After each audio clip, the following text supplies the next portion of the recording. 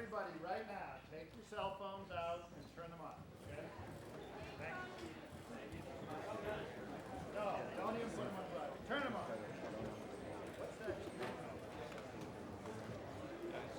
Oh, now it's a dead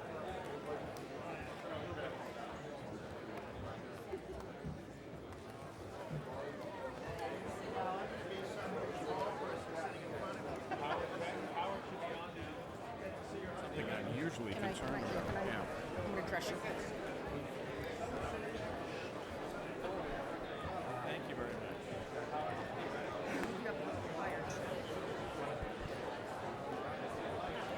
Thank you.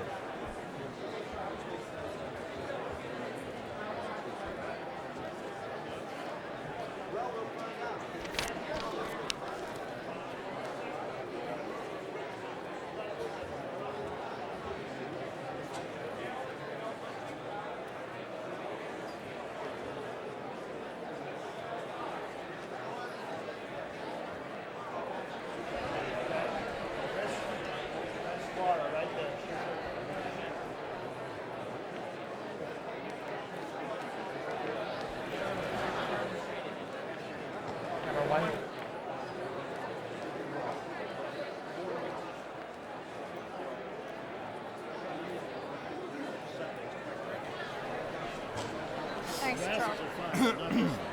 Okay. This is so exciting. It's been Are so you long ready, since Andy? you've gotten me water. I know. I'm here to serve, Andy. Guys, your mics are taped off on relatively short leashes, so be mindful you tape up on the Jack, So if we get out of the chair, take it off.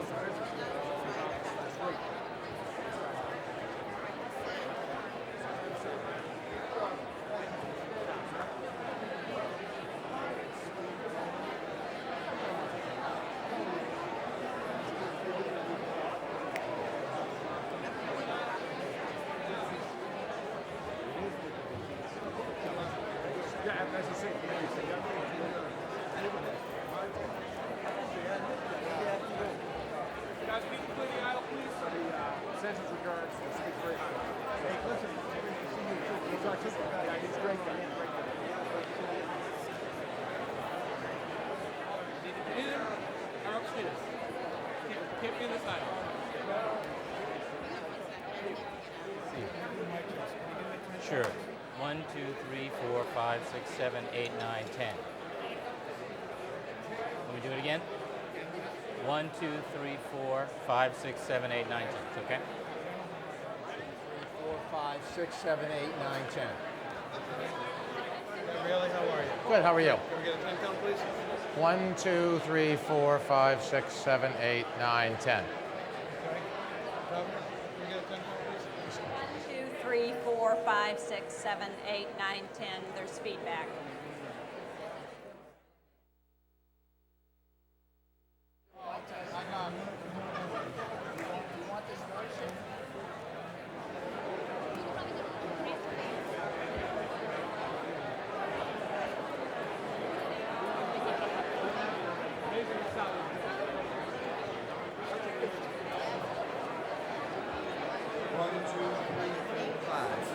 6, 7, 8, 9, 10. Janet Wu, 1, 2, 3, 4. I will be asking the first question to you. 3, 4, 5, 6. Keep talking? Okay.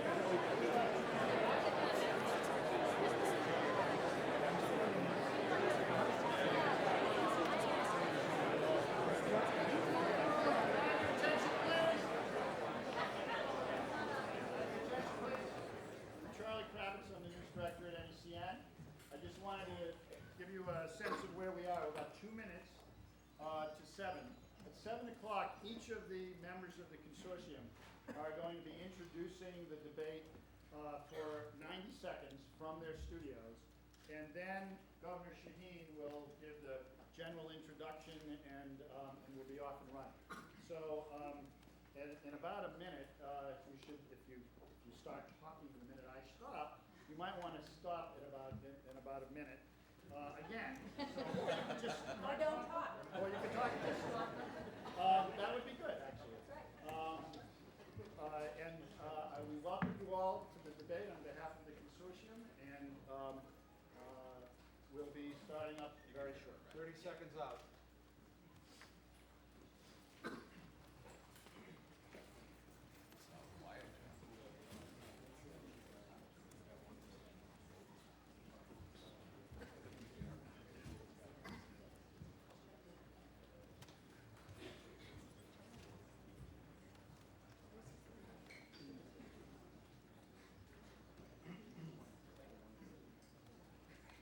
We're 90 seconds away, they tell me.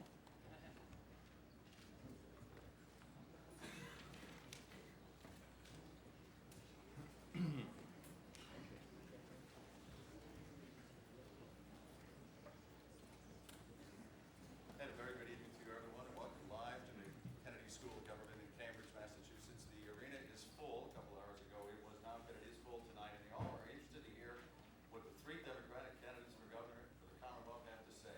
Chris Gabrielli, Tom Riley, Deval Patrick are ready to answer questions. Welcome to the show tonight. We invite you to sit back and relax and enjoy the only statewide televised debate for the three gubernatorial candidates. They're very interested in your vote on September 19th, and they have some very important things to say. The format will be as follows. It's a typical format I'm sure you're familiar with. The moderator is Jean Shaheen. She will be the moderator tonight. Part 1 will be reported questions, and News Center 5's own Janet Wu will be participating in that. And there will be a moderator-driven portion of the conversation, and then there will be closing remarks tonight from the candidates themselves. We turn our attention now to the floor. We turn our attention now to the moderator, the three-time governor of the state of New Hampshire, Jean Shaheen, who is now here with the Kennedy School of Government to begin our show tonight. Harvard University's John F. Kennedy School of Government and the three Democratic candidates who want to be governor of the Commonwealth of Massachusetts. The moderator, Governor Shaheen. Thank you and good evening. I'm Jean Shaheen, Director of the Institute of Politics here at the John F. Kennedy School of Government. Welcome to the first consortium debate of the 2006 political season. Our sponsors for tonight's debate are New England Cable News, WGBH, WCVB, WHDH, WBUR, and the Boston Globe. We have a full house here tonight to hear the three Democratic candidates for governor. Now, let's meet the candidates this evening. Chris Gabrielli of Boston was the 2002 Democratic nominee for lieutenant governor. He is a venture capitalist. Tom Riley is the Attorney General of Massachusetts and previously served as the Middlesex County District Attorney. He lives in Watertown.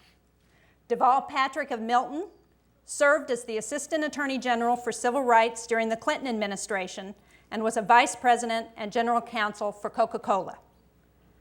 Tonight's debate begins with questions from our reporters.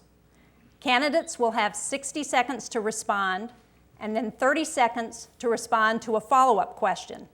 The other two candidates will also have 30 seconds to weigh in on the follow-up. In the second half of the debate, I will moderate what we hope will be a freewheeling discussion among the candidates on the important issues facing the voters of this state. That will be followed by 1-minute closing statements from the candidates. For those of you in the audience, please hold your applause until the end of our program. Now to our reporters. From left to right, Bob Oakes of WBUR, Janet Wu of WCVB, and Andy Hiller of WHDH. We begin with Bob Oakes, who has a question for Chris Gabrielli. Bob. Thank you, Governor. Mr. Gabrielli, why don't we start with some specifics? The issue of rolling back the state income tax rate has dominated parts of this campaign. rolling it back from its present 5.3% to 5% even.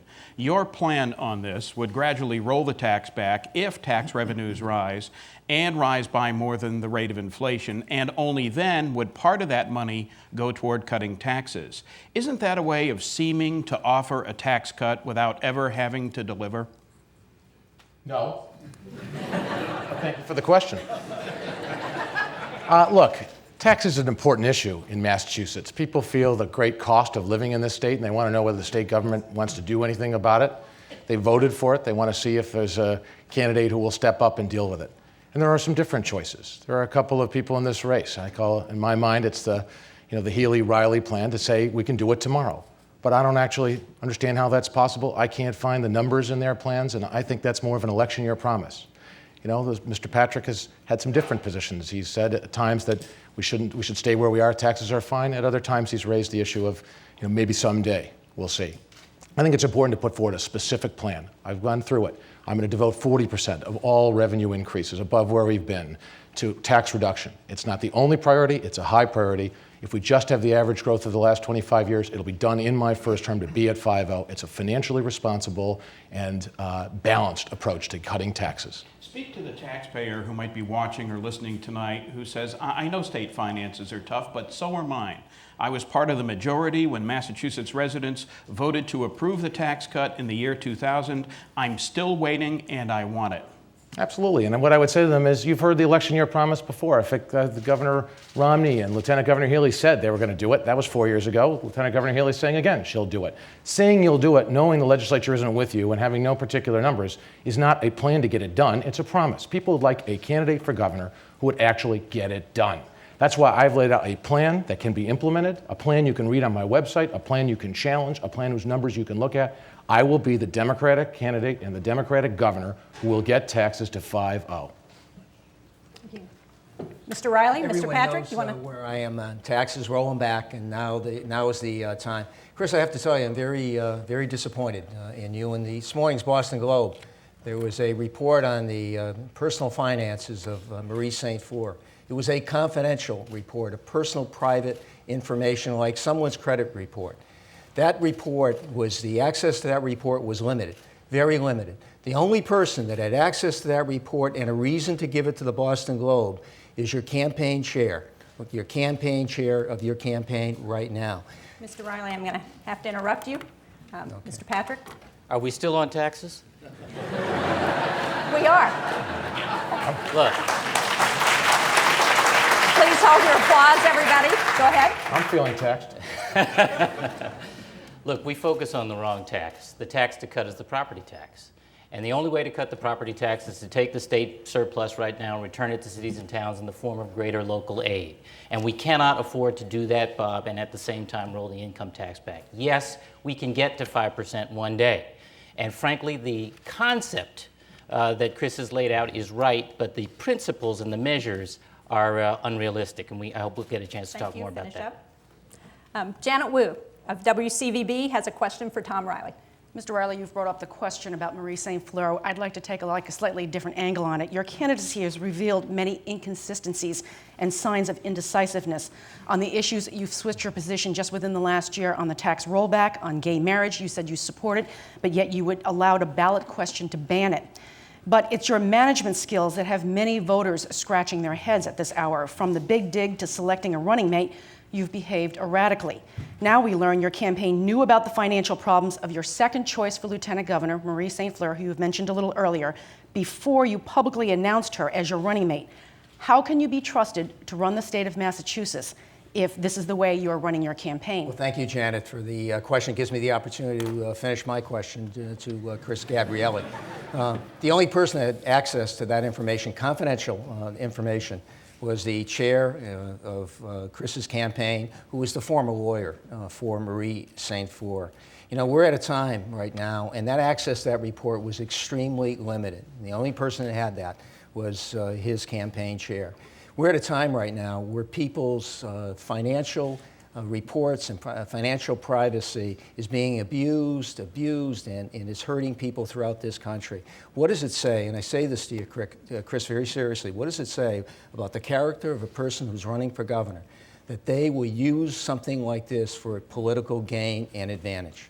Well, the question, of course, many voters will see a lot of what you're talking about here as inside politics, and they would like to know why, if you had this information about Marie St. Fleur, you did not take it into account, or why your campaign didn't think it was useful for you to know about it before you made the decision to announce her First as of your all, running mate. Marie St. Fleur had told me about problems that she had with student loans and taxes. She believed that they were being dealt. I asked her if they were being dealt with. She believed that they were being dealt with.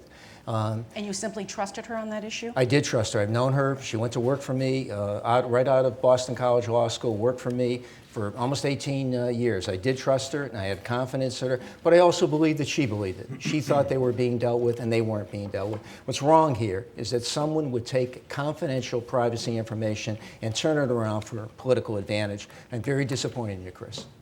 Mr. Patrick, Well, hold your applause, please. what's wrong is that apparently you knew about this information and then you told the public you didn't.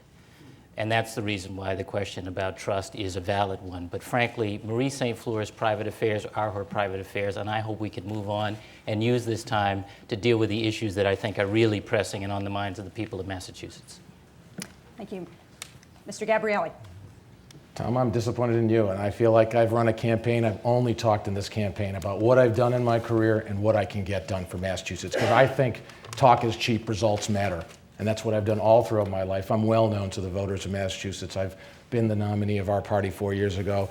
I think my character is pretty clear, and I'm confident that voters who care about who can move this state ahead, who can challenge Governor Romney and Lieutenant Governor Healy's record over these last 4 years, who can debate real things we disagree on, like Cape Wind, where we really disagree, and it's an important issue for our state. Why don't you use your time to talk about that? That's the future of our state, not personal attacks. Thank you. Andy Hiller. Andy Hiller of WHDH to Deval Patrick. Mr. Patrick, during this campaign, you've talked about the fiscal shell game politicians play in Massachusetts. I'd just like to be sure you're not playing one too. Right now, the state is spending more than it collects.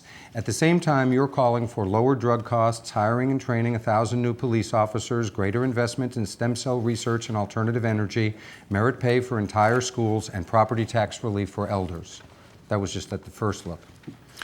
But if you want more programs, you'll need more revenue or reductions in services we already have.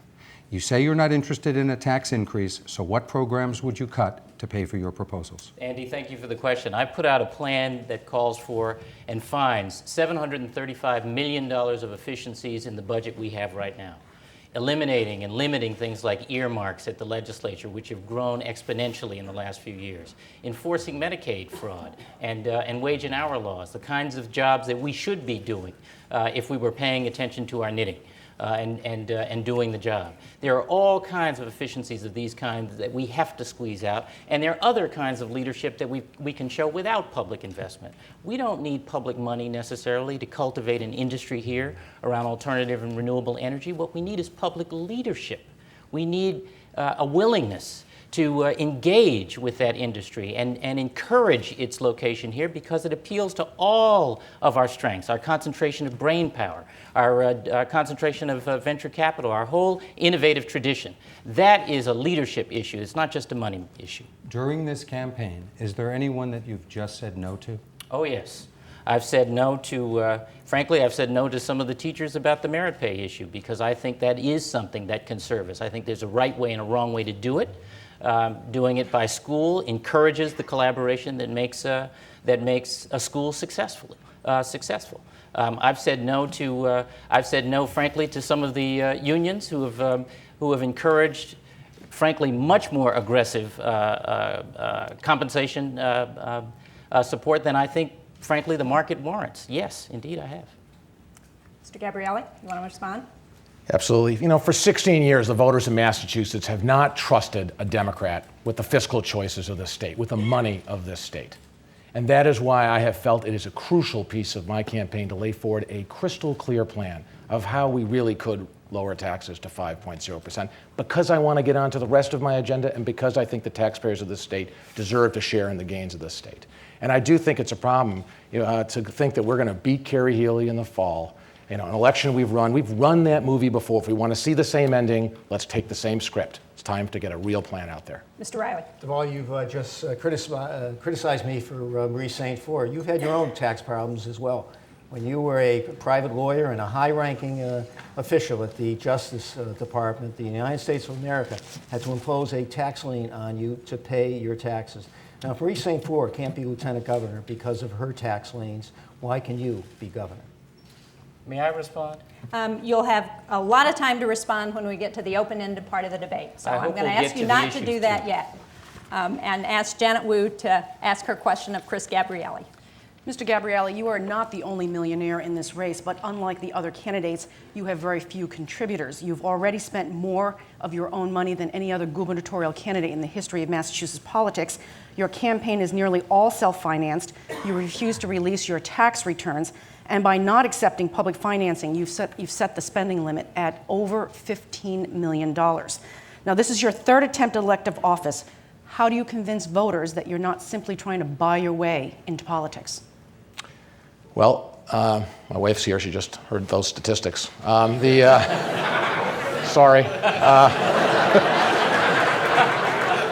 My kids are there too, so there's a lot of people worried about this issue. But look,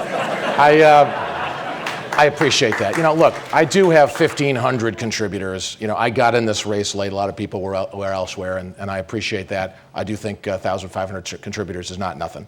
But the point is, all my life, I've poured myself into the things I've gone after. I'm an immigrant son. It's amazing to me that I'm in the good fortune that I can do that. 6 years ago, I decided to leave business and focus on how to make a difference. I put in $1 million directly. I raised $35 million from other people. There are thousands of kids in after-school programs as a result. In this campaign, yeah, I'm putting everything I've got, my time, my energy, and significant personal resources, because I care about this state. I don't need the job. I care about whether this state finally gets back on track, and I think we need a Democrat who's got the leadership skills, the commitment to results to change the course of our future. But as a politician, don't you feel that you do have a responsibility to show that you have broad-based support, which means small contributions for not just a few thousand, but tens of thousands of people here in Massachusetts? The voters get a chance to decide whether I have broad-based support. Obviously, I was able to get in very late and get hundreds of people to support me to get in this Democratic race at all. So I'm very confident that support is there. I think that's what I've seen all across the state as I've campaigned. But you know what? Nobody asks me outside the media about that. What they ask me is, what are you going to do about making this state get back on track, creating jobs? What are you going to do about the cost of living in Massachusetts? The fact that I've been a success, that I know how to work with other people to get real results, I think most people look at me and say, that's the kind of governor we want, someone who knows how to succeed. Mr. Riley. You can't buy the governor's office in Massachusetts. It's not for sale. What really matters is whose side have you been on? I've been on the side of the people of Massachusetts for 16 straight years, fighting for safer streets and neighborhoods, protecting their children, taking on the big corporations that you, as well as Deval, were making millions of dollars on. People are going to vote in this. Who's going to be on their side? Who's going to fight for them each and every day? I'm the only one in this podium that has done it over the last decade. Mr. Patrick. We have, at 20,000 donors, more donors than to any other statewide candidacy in anybody's memory here in Massachusetts. We have 20,000 donors. Chris Gabrielli has 1. People can decide, and will decide, whether a form of government that is about the grassroots, encouraging people to check back in, is what they want, or a form of government that is about the rich seizing it and taking advantage of it because they can pay for it, is a choice we have. I would also say, just on the comment about our own tax lien, frankly, Tom, if you'd shown this kind of curiosity about the big dig, we'd all be better off right now. All right, stop. Hold your applause. We have a lot of partisans in the audience tonight. We know that, but the more you applaud, the less time there is for them to talk to the rest of the people in Massachusetts. Andy Hiller to Tom Riley. Mr. Riley, a major theme of your campaign is that you have experience in state government while your opponents do not. My question is about how voters have benefited from your experience on the big dig. You've been investigating it from virtually the time you became Attorney General 8 years ago. Since 1999, how many big dig contractors, suppliers, or project managers have you put behind bars, convicted, not arrested or indicted, and how much money have you recaptured from any of them? First of all, over the last 16 years of this project, it's been managed by Republican governors who have signed a series of contracts with Bechtel that have protected and made my job very hard. Despite that, Andy, we have saved taxpayers $75 million. We have resulted in convictions of 10 people. We have 6 people under indictment now with the largest aggregate concrete, the largest concrete company in the Big Dig. I have an active grand jury that is going to be that is in the course of investigating the recent events in the Big Dig. Despite all the obstacles against me, I'm the only one that has taken this project on. I've gotten results. I've gotten real results. I'll get more results. But I'll tell you the one thing I won't do. The one thing I won't do is put this case, this investigation, on a political calendar. I'm going to separate, and I always have separated my job from the politics of my campaign, and I'll do it here. We're going to do this the right way. We're going to get results, and we are going to hold people accountable, and that's a commitment. If you're elected governor, will you do for Massachusetts what you've done for the Big Dig? I'll get to the bottom of it, and I will hold people accountable, and I will hold people responsible. I'm very confident. We have worked basically around the clock, a massive effort to break through the barriers that protected Bechtel. Republican governors signing contracts that approved cost overruns. I'm the only one that stepped up and dealt with that, and I'm very confident that we are amassing evidence. We will break through the barrier, $150 million cap on liability. We're going to break through that barrier. And we're going to hold Bechtel, Modern, all the companies, anyone responsible for this, accountable for what happened. Justice will be served. And that's a commitment. Well, I hope so. The Big Dig is a national, not just a Commonwealth, but a nationwide embarrassment. And frankly, you look at it, billions of dollars of cost overruns we've known about for years, structural defects we've known about for a long time, and the inaction and neglect from our elected officials, the lieutenant governor and her predecessors, the governor and his predecessors, and the attorney general. Small wonder people say they want their money back. We need an independent review of the structural and financial integrity of this project. And frankly, Tom, I don't think it's going to come from you, not having received hundreds of thousands or at least over hundreds of thousands of dollars in campaign contributions from these very contractors. You're wrong. Mr. Gabrielli? Well, it is about accountability, and it is a spectacular failure of accountability of people we've elected and the people they appointed. And I think people are mad, and they should be mad, and there should be change. We got to do specific things, though. There's a lot of finger pointing going. Let's talk about what we could do going forward. You know, we have a whistleblower law in Massachusetts, believe it or not, barely ever been used. I guess there's either no waste, fraud, abuse, or else it's not really being used well. So let's change it and make it work. There's no question in my mind there were many people who knew what was going on and should have stepped forward. Let's make it a year, not 6 months, that you're protected in your job. Let's make sure if you're a private contractor, you know you're covered too. Thank you. Final question from reporters goes from Bob Oakes to Deval Patrick. Mr. Patrick, there's no greater priority for the Democratic Party in Massachusetts than winning back the governor's office after 16 years of Republican governors, as evidenced at least partly tonight by the fact that the party chairman is sitting about 15 feet in front of you in the front row. Some wonder whether you're the right candidate. Are you too far to the left? Using the L word, are you too liberal to win when voters over the years have seemed to have spoken loudly about the need to use the governor's office to balance out the democratically controlled legislature on Beacon Hill, which many perceive now as going further to the left? Yeah. Well, first of all, I'm not running as a label. I want to be clear. I'm running on a record of leadership that includes government, also business at the highest levels, nonprofits, community groups. I've led in all of those environments. I understand the language of those different environments, and there's no other candidate in this race, Democrat or Republican, who has that range of leadership experience. Secondly, we run a campaign that reflects a different view of how to govern. It is a grassroots campaign. It is about getting out into communities where people live and where they work and asking those who have checked out to check back in. I'm not just asking Democrats to act like Democrats. I'm asking people to act as citizens. And that's why we have built the strongest, broadest, deepest, most active, broad-based grassroots organization this state has ever seen. I'm proud of that. That is how we will win. Now, we have great ideas, but frankly, every candidate has great ideas. The question is, can we change the culture on Beacon Hill so that those great ideas have a chance?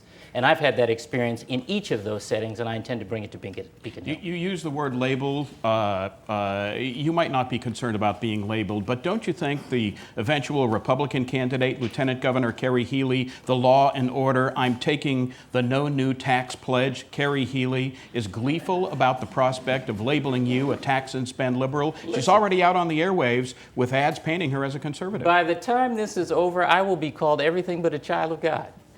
It's happening already in the primary, for goodness sake. That is part of the politics of usual, and frankly, that is why so many people check out. I mean, we've put out a plan on public safety, for example, that includes both a call for 1,000 new cops here in Massachusetts and treatment on demand for drug addiction. One view is a conservative view in some people's minds. The other is a liberal view. They are both right, and they both have a place, it seems to me, in moving Massachusetts forward. Mr. Gabrielli, you want to respond? You know, it has been 16 years. I don't think people care, though, whether the next governor of Massachusetts is a Democrat or a Republican. I think they care if it's someone who can do the job. They don't think it's either Democrat or Republican to build a tunnel that doesn't fall on our own people's heads. They don't think it's liberal or conservative to actually think we have to change schools, not just spend more or spend less. And you know what? They don't think it's either left-wing or right-wing to just go forward and share the gains in our economy with taxpayers and with smart investments.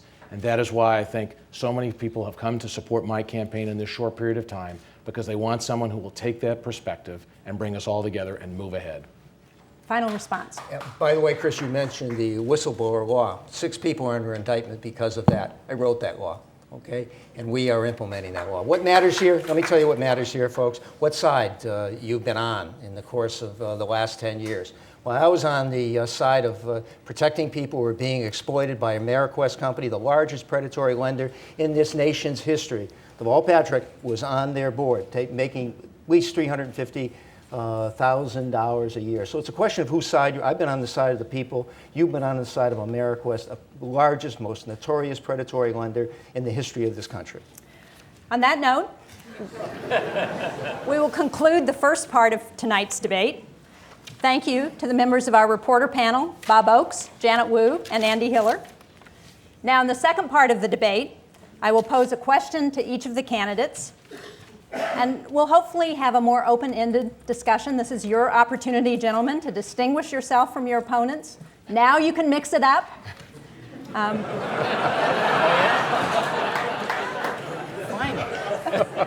So we'll begin with a question for Tom Riley. Mr. Riley, this week the governor of Ohio came to Massachusetts to try to persuade Massachusetts businesses to leave this state and move to Ohio. How should the governor respond to these kinds of attempts to poach Massachusetts businesses out of state? Well, first of all, Gene, we need a governor right now, and we don't have one, okay? We need a governor who's going to show up every day and fight hard for Massachusetts, and I will do that. First of all, we have to identify the companies that are already here in Massachusetts and help them grow, help them develop. The barriers to their growth, we have to find answers for them. We have to go to compete in other states. I went down to New York last year, and I met with a large corporation, and I'm Attorney General right now. I asked them what I needed to do to get them to expand in Massachusetts. They told me different things, permitting and this and that. At the end of the meeting, they had all their executives from all over the country. A fellow from Kansas City came in, said, you're the first person in Massachusetts, from Massachusetts. Governors from all over this country go into that boardroom and fight for jobs. You're the first person from Massachusetts to come in here and ask, how do I grow the economy in Massachusetts? How do I create jobs? How do I get you to expand here? That's the kind of leadership Massachusetts is going to get. Do you both agree with that? Well, I think, I've had some experience in creating jobs over my career, starting my own company that became quite successful, helping other people start companies. I think I know a fair amount about what we have to do here in Massachusetts. First thing to understand is the Massachusetts economy, its greatest strength is creating jobs here. It's a bit of a pipe dream to think we're going to get people to move here from other parts of the country. Our costs are high, our regulations are challenging. But we are the best in the world, along with Northern California only, in creating those jobs. So my focus is on how to support innovation. The most important thing I've proposed is $1 billion over a decade to invest in advanced science and technology, the areas that are going to drive the industries of the future. Stem cells, where we're going to get cures for some of the most important diseases if things work out, and bolster our life sciences. Alternative energy, where Massachusetts is poised to be the Silicon Valley of those fields. That's really important. That's leadership. It's going to take a long term to pay off. Focusing on small business. I'm someone who will understand most people in Massachusetts work for small business. The whole debate about large companies is, it's important to try to keep those we have here, but it's more important to start asking, why is it so expensive? Why is it so regulatorily difficult? How do you get capital to those small businesses? Those are a couple of the ideas in my economic growth and jobs plan, and it's a piece that I think is central, because jobs equals opportunity for individuals and growth for the state. Growth has got to be our way forward. And frankly, the Ohio governor is doing exactly what Mitt Romney promised he would do when he ran for governor of Massachusetts. He was right, by the way. He was right about the governor's opportunity to serve as chief salesman or booster for the state. I've seen that in my business career, where the elected official comes and makes a case for why his or her jurisdiction is a good place to do business. But you can't do that successfully if what you're selling is the butt of your joke. And this governor's gone all over America using us as his laugh line. When I am governor, that will stop.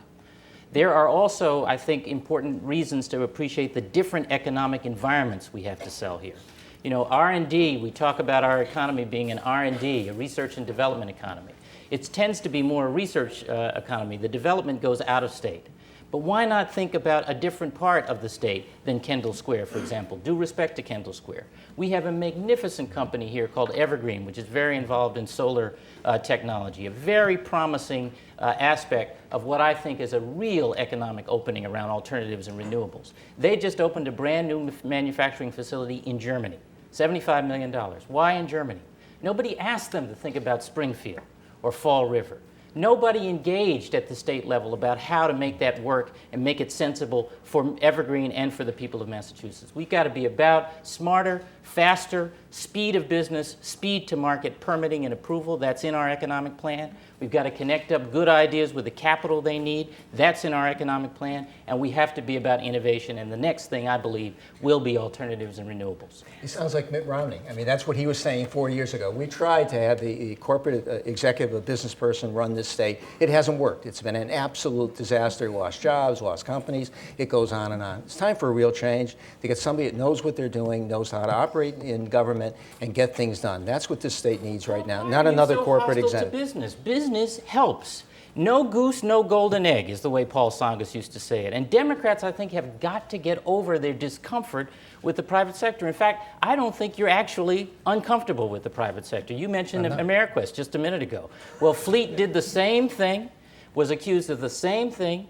Your campaign chair was involved in helping them straighten it out, got paid money. You didn't have anything to say about either the accusations against Fleet or the involvement of your friend and mine who helped them out. You're not hostile to business. Act like it. Every attorney general in this country went after AmeriQuest and your company and your board. And we got a settlement, a massive settlement of $350 million. And you know perfectly well that I was brought in to be a part of that solution.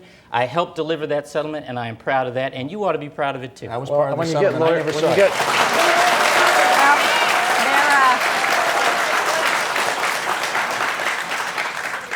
I got some more ideas on how to grow the economy. Let me tell you one that I've already done, because there's a lot of promises being made, and I think I have quite a bit of experience in this. I went out into the Public Pension Board and I challenged them to look at their policies. They had a policy that said they didn't care whether investments were made from that large $30 billion fund, whether they were in Massachusetts, Indiana, or India. And I said, that doesn't make sense. If you could make as good an investment in Massachusetts as you could make somewhere else, same returns, but it's located here. The people of Massachusetts, the people paying for that pension fund, the people who are going to retire on that pension fund would benefit. And you know what? Right now, they went to that change plan, $175 million more invested. Some of you may have seen where Magic Johnson's fund is doing transit-oriented development in Charlestown. That Magic Johnson real estate fund received its investment as part of that program. It's part of how they're giving back to Massachusetts. As governor, I will go out to the other 106 pension funds, and I'm going to go back to our state pension fund and challenge them to do more. I'm going to go to Harvard. I'm an alumnus. I'm right here. I'm going to go to Harvard and tell them, as soon as they get a replacement for President Summers, and MIT, I'm letting you off hook, or any of the other private foundations and private colleges, and say, out of your endowment, too, you ought to put up to 2% of the money here. You can do it. You can create jobs. It costs taxpayers nothing. It's smart. It's the future, and it's something I've already done. Well, let me ask your opponents here if they agree that the state should be investing billions of dollars in trying to support stem cell research, job creation, R&D. Yes. Do you all agree with that? Yes, I do, enthusiastically. In fact, I commend Chris for his work in this area, and our economic plan has a feature very like this. There is a federal program where public money is combined with private money, managed privately. It's called the SBIC or SBIR programs. We ought to have a state analog of that very kind of thing, and that's the kind of thing I think Chris is talking about, and we can target the kinds of investments and the places where that investment belongs. That is good for Massachusetts. In fact, my partner in an SBIC help form that's making investments, for example, a cookie company, Dancing Deer in Roxbury, Massachusetts, employing people who don't easily get jobs, have problems with Cory checks and whatnot, women-owned business, and that's why we put that fund together. You get CEO one-third. supporting me, I'm happy to say. What about you? I support stem cell research and also investing in it, but Harvard's got plenty of money. If they need some more, we'll think about it. I'm going to put my money in $500 million, investing in the University of Massachusetts, all of its 5 campuses all over the state. They're regional, it's regional development. We're going to invest in upgrading their research and development capability and turn that wonderful ideas and creative energy and turn those into jobs in the regions throughout the state. In UMass Dartmouth, and UMass Amherst, and Worcester, and Lowell, and Boston. That's my plan. Harvard's doing pretty well for itself. They need a little help. Maybe I'll help them out. I'm going to help the University of Massachusetts. Well, certainly. Can I bring up one point on that? Sure. It is a point we've disagreed on. The two of you have a different view on that than me. I think if you're going to do merit-based research funding to support the stem cell research of the future, I want to support it where the researchers know how to do it best. I want to leave it to peer review, pick the best researchers, because you know what? The Shays and other families who are counting on us to get that money to work to cure these diseases like diabetes and Parkinson's disease, they don't want to hear there's a political reason to award money. They want to hear what's the best researchers. It's what California's doing, it's what New York's doing, it's what New Jersey's doing, and maybe someone who understands about how research really works and how turns into the economy could be the right governor to make it happen well here. You know, we do disagree. We do disagree. I went to the medical school in Worcester. It's every bit as good as any other medical school, and UMass is every bit as good. They should be fully every eligible. bit as good. They should compete fully, and if they've got the best researchers, great.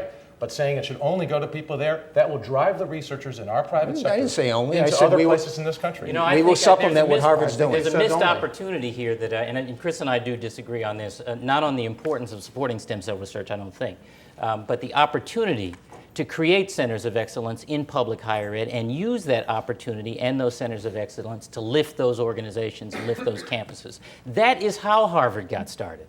That's how MIT got started. It didn't just happen. It wasn't always here. They made a judgment about what to invest in and why and how to attract the best minds and the best ideas.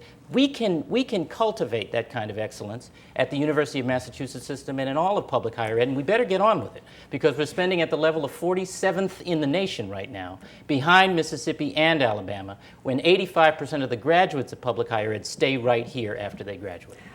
That's right. There was a study today that pointed out exactly what you said, that flunked Massachusetts in terms of affordability of higher education. But where are you going to get the money to provide that funding that the colleges in this state need? I like the California idea, the bonding that was done in California. You know, when Mitt Romney started to play politics with stem cell research here, California came right at us. And one of the things they did was to pass this bond bill to raise public funds to invest in stem cell research. I'm very interested in something similar here, with the difference being I would take all or much of that money and invest it in centers of excellence in public higher ed as a way, as I say, to lift the quality of their facilities and to attract faculty. So, Devon, what would you say to a world leader in stem cell research in Massachusetts who can't get NIH funding because President Bush used his only veto of his presidency to cut that off? Yeah. Who could go to California and could be at a private or public university and get that funding, could go to New York and be there, could go to New Jersey. You tell them, if you don't change the University of Massachusetts, you can't get funding to do stem cell research? We say, No, we what say would that you the say to University, that? no, we No, say that I- the University of Massachusetts competes with Harvard and MIT. Well, I'm all for them competing. No, You're saying you'd no be one's only saying for that. rewarding it there. I don't understand how you can Chris, say... no one's saying, we're saying it can't all be about Harvard, okay? I'm not suggesting it all be about Harvard. We don't understand that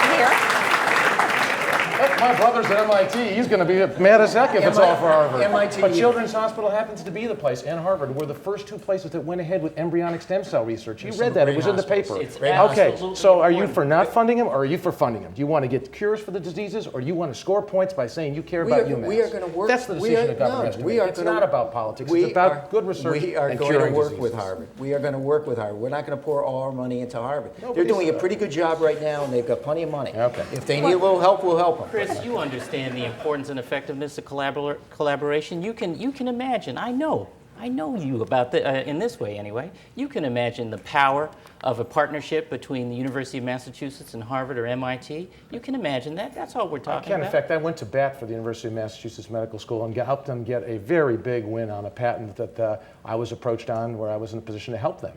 Well, all I'm so saying is I will do that, but I will never sacrifice the effort to help through stem cell research patients who are waiting for this. I will never sacrifice that on the politics of being able to say I care about public Let's change the subject. We're going to change the subject now. About sacrificing the excellence and importance of those outcomes. And I do take some umbrage in your suggesting otherwise. You know, and I do as well, that collaborations between public and private colleges are powerful, and that we can make centers of excellence in those public universities and colleges at the same time that we encourage continued excellence and continued progress in this research. You know that perfectly well. All right, the next question. We're asking you to think more. We're going to change the subject, and the next question is going to go first to Chris Gabrielli. Last spring, Massachusetts passed the first plan in the country to provide health care to virtually all the citizens of Massachusetts. Now, the next governor is going to be responsible for implementing that plan. And already, there are projections that the plan is going to cost more than people thought it was going to cost. As governor, how are you going to pay for any cost increases? Are you going to raise taxes? Are you going to cut back on coverage? Or are you going to reduce the number of people who are going to get health care? What's choice D? Now, look, I've been raising concerns about this from the beginning. I think it's a noble goal to say the 400,000 to 500,000 people in Massachusetts who don't have insurance coverage, we want to go out and help them get insurance coverage. But when the governor started off by saying it's going to cost nothing, well, I've been involved in healthcare all my life, and I haven't found anything yet that doesn't cost something and then grow faster than the economy grows. And I was concerned, where are the numbers? It's so easy to pass something like that when you don't have the actual numbers because everyone's for it. Then you get to the hard crunch. And I think as the numbers have started to come out, I see some worrisome signs in there because it's difficult to make it add up. When I see today that, as I understand, the first proposal from this organization in charge of its so-called connector, that a couple, a working poor couple making $35,000 a year would be expected to pay $200 a month. $35,000 a year would be expected to pay $200 a month for health coverage they get now. And you know what else bothers me? The idea that if their employer is not providing it, all they have to pay is $25 a month. So you're not going to tell us what you're going to do. Well, Mr. Riley, will you tell us what you're going to do? I'm going to tell you exactly what I'm going to do. 6 years ago, Harvard Pilgrim was going, under 1 million people were going to lose their health insurance. I stepped up, took responsibility. Not one person was denied care. $350 million worth of debt, everyone got paid. We've turned around failing hospitals all over the state. I know what needs to be done. We need to make health care more affordable. And I know where to start. 1/3 of the amount of money, the billions of dollars that is spent in our health care delivery system is spent on administrative overhead and costs. Those are the forms going back and forth with doctors spending 1/3 of their time on making and filling out forms rather than treating their patients. We're going to change that. We are going to streamline that process and force change in that system with better use of information technology. Second thing I'm going to do is force change and better disease management. We know what the big drivers are. It's diabetes, it's asthma, it's kidney disease, it's heart failure. Identify those cases early on and manage them better. The third thing we're going to do, those are great long-term healthier lifestyle. No, solutions. We're going to start right off the bat. When push comes to shove, what are you going to do? This plan has got to be up and running. I'm not raising taxes. I'm the only one that has been able to make these laws work. And I'm going to make this law work. And that's what I'm going in. The attitude is I'm going in there, and I'm not going to do what Deval did and proposed a payroll tax, which would have been a job killer in this state. I'm not going to do that, and I'm not going to do what Chris said. We're going to go in there, and we're going to make it work. I've managed in good times and in bad. I still get the job done, and I'll get the job done as governor. Mr. Patrick? Mr. Patrick, what are you going to do? Well, first of all, we have a payroll tax or employer assessment, whatever you want to call it. That's a feature of this bill. This bill is a good step in the right direction. It's not the final word. What's great about it, though, is that we broke a pattern we've had in Massachusetts, where we said we have to have a perfect solution or no solution. We at least have a path forward. And I think it is absolutely critical that we get at costs. And some of the things that we have to do are making things like the forms and codes used by payers uniform. Every single payer has a different protocol. There are things we can do to use technology to manage and maintain records. Within the teaching hospitals, they do this now, but they don't have the capacity yet to talk to clinicians outside their bubbles. There's smarter bulk purchasing strategies for prescription drugs. There is an emphasis on wellness. That's important. Let's first, before we start thinking about the hypotheticals, let's first see if we can make what we have work and be serious about it and committed to it. And then let's try something else if this doesn't work. So you're on Mr. Riley's long-term solution. It's not so long-term. We've got to do this within the next several months or a year. I'll be ready day one. Wait. We're not going to automate the healthcare system in the next couple of months. That's not going to happen. So I think that is a fair question. What the is next going to governor, happen is that the next governor, hang on. The next start. governor is going to, of course we got to start. The question is whether they're going to get it done. The next governor is going to have to face this crisis. And here's what I think. And I've been clear about this, and I disagree with you both a little bit on this. I think the idea that employers, no matter how big and profitable they are, should only pay $295 a year, $25 a month for their employees they don't cover, is just not a step in the right direction. I believe if you're Walmart, you could pay more. I know if you're a small business, that might seem like a lot. But if you're a large business, I absolutely think it's the wrong direction. And you know that same connector, the first ruling they came out with was that if you don't even have to pay the $295 a year, if you provide 1/3 of the cost of the premiums for your employees. 1/3. I've never heard of an employer offering only 1/3. In fact, I talked to some insurers who said they wouldn't offer a plan at that level because you'd only get the people who are going to run up the biggest bills. So I'm really concerned that we're sending a signal to employers at a time when everyone knows employers are stepping back from their responsibilities on health care and pensions. We're sending them a message that $295 a year is enough. And I am worried about that, and I've challenged that. I know, you're not supposed to go up against the establishment. Well, I'm willing to do it. I've been an employer. I've helped create a lot of jobs. I'm not afraid to say good employers are willing to take on those kind of responsibilities. It's a thing worth worrying about. But there is a very fragile compromise that made this bill possible, and some of the people in this audience know that. So let's try it. Let's move down this path. Let's be serious about it. Nobody's saying it can be done in a couple months' time, but we got to get started. Let's get off the dime, and then let's make adjustments as we go. Final point on this question, you have to think Mr. about, Riley. just quickly, you have to think about the 90% of people who have health insurance, and you have to think about them and the state and city budgets. It's croaking everybody in terms of the state budget, 25% of this budget. The only way we're going to go forward as a state and create jobs and grow this economy is to make it more affordable. You don't even have a health care plan. You don't even have one. We ask them to mix it up, and that's what they're doing. My final question goes first to Deval Patrick. Mr. Patrick, the American psyche has been significantly affected by two major crises in the last 5 years, the events of September 11th and Hurricane Katrina. Both events demanded leadership from our government officials. Tell me what, in your personal experience, has prepared you to lead should another catastrophic event affect Massachusetts? Before 9/11, the largest criminal investigation in American history was the investigation into the attacks on black churches and synagogues in the South. I led that investigation. I was in charge of that task force. And that meant pulling together not just the prosecutors who worked in the Justice Department, but the FBI and the ATF and FEMA and HUD and HHS, all these agencies who had a reputation for never working together, and by the way, they were proud of that reputation, and getting them to work together, getting from that team more than that team thought they had to give and thought they were willing to give. And we made extraordinary progress, got to the bottom of those investigations, got to the bottom of those crimes, and prosecuted all over the South, frankly, all over the country. That's one. The second, though, is that through my life experience, in all kinds of settings, at the Justice Department, in business, in private practice, growing up on the south side of Chicago, one thing I have learned is how important it is to listen, to show up and listen. That's why we run this grassroots campaign. That's why it is about getting out into neighborhoods where people live and where they work and engaging with people and letting them feel a relationship with me as a candidate that is more than just through 30-second ads in the last few weeks of the campaign. The worst thing in the world, in my view, that the president did after Katrina was fly over in Air Force One. Get out of the plane. Walk around. Talk with people. Show up. Mr. Gabrielli? How would you respond to that? Yeah, you know, obviously we have been seeing in recent times extraordinary challenges to our public officials and our public leaders at moments that, you know, are hard to anticipate. And obviously you dig deep in your character.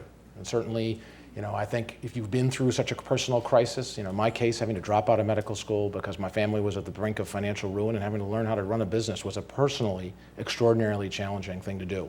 And certainly it taught me some things. I had a few panic attacks at the beginning, as anybody would, but you learn to step up and do the right thing, to change things when they're not going the right way, to focus on really being honest about how progress is being made, setting goals that can really be reached. But, you know, my concern when I think about things like that is preparedness. I believe we've had president after, this president has time after time, this governor has ignored preparedness. I'm worried about, as governor, not the things that may happen, the things that are my job to prevent from happening. I don't think we're doing enough to worry about public health and the possible, you know, avian flu and other things that may come down the road. I was stunned to see people being able to violate the safety permit around that LNG facility. We've been talking about that LNG facility as a homeland security issue in this state, and I'm disappointed that the same people who weren't on the job apparently on things like the Big Dig weren't on the job to know that people could easily get up on top of that. That is the stuff that a governor has to get on top of, and you'll never get credit for all the successes because of the things you prevent. Mr. Riley, tell me your personal experience. I don't want to know just what you've done. I was in Springfield on September 11th dealing with a failing hospital.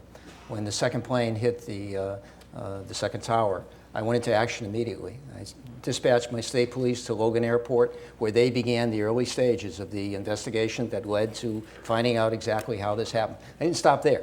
I came right back to Boston. And there was an effort made to close and stop the election for the seat, a special election for the seat of the late Congressman Joseph Moakley. I stepped up and made a decision immediately. That election was going forward. I ordered that it would go forward. If there was one day that we were going to show the strength of our democracy, it was going to be that day. That election went forward because of the decision that I made. And you have to make quick decisions. That takes experience, and more people voted. It was a tremendous testament to our democracy.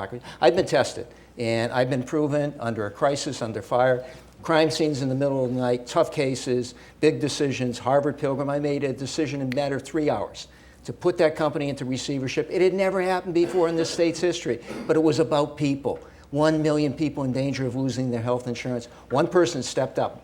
I stepped up, and we got that company back in shape, back in financial health. Now it's the #1 plan in all of America. It wasn't just me. It was bringing people together and getting the job done. I'm the only one with that type of experience, direct experience on that day. I moved, I took charge, I made decisions, and I made very good decisions that day. That's the type of experience the state needs now. Tested experience and proven experience, and not talk, because there was no talking that day. All right.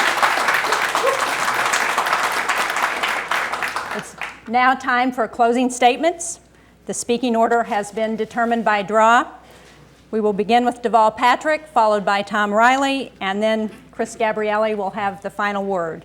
So, Mr. Patrick, Governor, thank you, and ladies and gentlemen, thank you for being a part of this. This is a great state, as you know. It's transformed my life. That story is probably yours as well.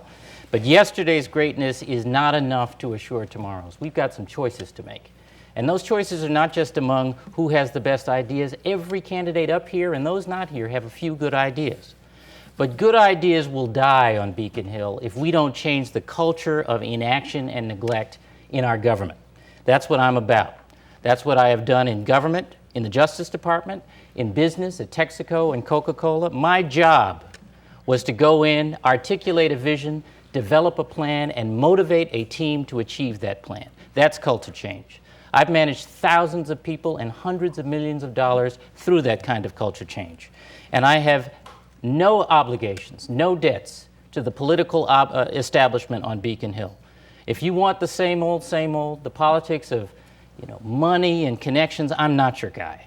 But if what you want is the politics of hope and a change of culture on Beacon Hill, I am your guy and I want your vote. Thank you very much. Thank you.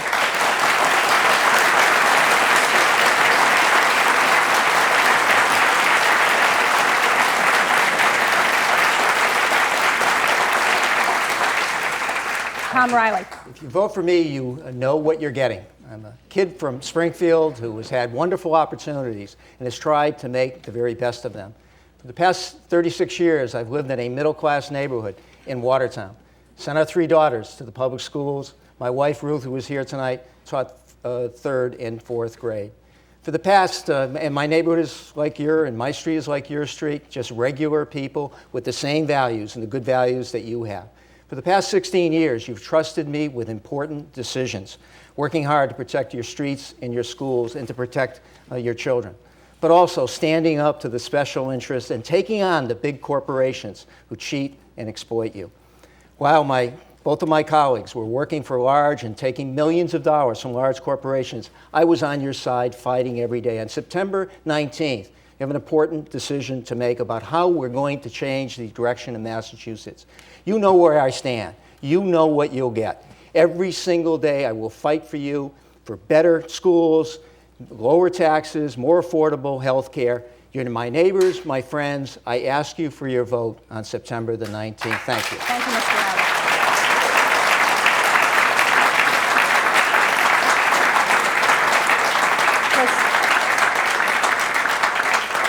Chris Gabrielli. Thanks to all of you, and thanks to the viewers at home. It is an important choice we're going to be making on September 19th and in November as well. And I don't think it should be about who's put the most years in government or who can give the best speeches. I think it should be about who can do the job best. All my career, I've been focused on getting results. Whether it was helping build companies and creating thousands of jobs, whether it was taking on successfully Governor Romney on the stem cell research fight, or whether it was years of work that have given thousands of kids more educational opportunity through after-school programs. And in this campaign, I've laid out detailed, specific plans on how I will get the job done for Massachusetts' governor, how I will generate jobs by investing in technology and focusing on small business, how I'll take on the cost of housing so seniors don't worry about getting pushed out of their homes and young families know they can buy their first homes. And yes, a responsible plan to cut our taxes. So I know how to succeed. It's not going to be about who's got the best ideas. It's going to be about which party has the best ideas, because a Democratic idea or a Republican idea, I want the best idea that'll work for Massachusetts. I ask for your support on September 19th. Help me. Let's get this going.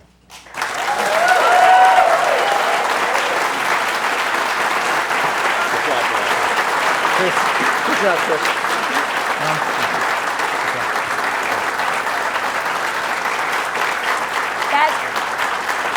Thank you. That concludes tonight's debate. We would like to thank the candidates, our panel of reporters, and the members of the debate consortium, New England Cable News, WGBH, WCVB, WHDH, WBUR, and the Boston Globe. The consortium plans 2 more debates after the Democratic primary, on October 19th at Faneuil Hall and on November the 1st at Jordan Hall. So stay tuned. On behalf of the Kennedy School of Government, the Institute of Politics, and the consortium partners, thank you all for watching. And remember, the next step is up to you, the voters of Massachusetts. Get out and vote September 19th in the primary. Your vote does matter. I'm Jean Shaheen. Good night.